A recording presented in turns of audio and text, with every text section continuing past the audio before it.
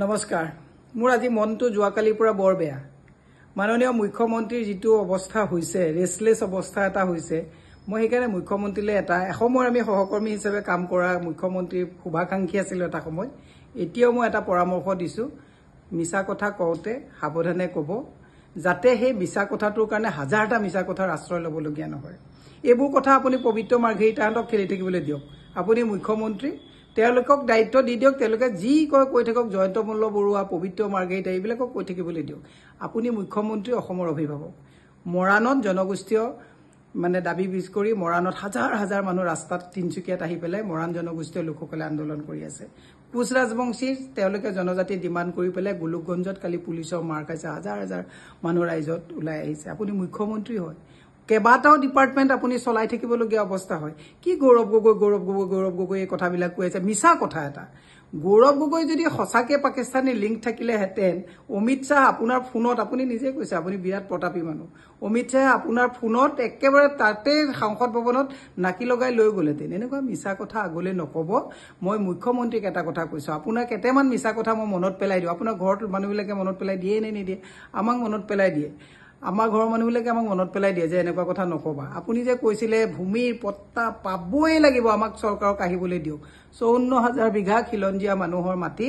আদানী আম্বানী এইবিলাকক সমজাই দিয়া হৈছে ভূমি পট্টা কি হল তাৰ পৰিৱৰ্তে বুলডোজাৰ পাইছে মানুহে হেতু হৈছে 1 নম্বৰ 2 নম্বৰতে আপুনি কৈছিলে 21ৰ পিছত যদি মই নিৰ্বাচন খলো আপোনাক চাই লব আমি জানো আপুনি খেলিব এইবিলাক এনে আপুনি ভেলকিবাজি মাৰা কথা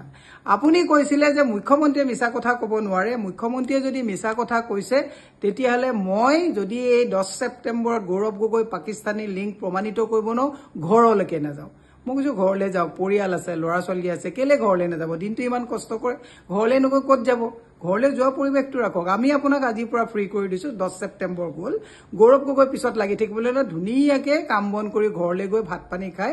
ৰেষ্ট কৰক এই মিছা কথা এটাত লাগি গৌৰৱ গগৈ কালি ফূৰ্তি কৰি পেলাই নাচিছে আপুনিও তো নাচে এনেকে আপুনিও নাচা আমি দেখিছো নাপায় কব একচুয়ালি আমি এনেকুৱা ধৰণৰ সোশ্যাল মিডিয়াত দিবলৈ মোৰো বেয়া লাগে মই এটা 52 বছৰ বয়স কিন্তু তথাপিও মই আপোনাক এটা কথা কৈছো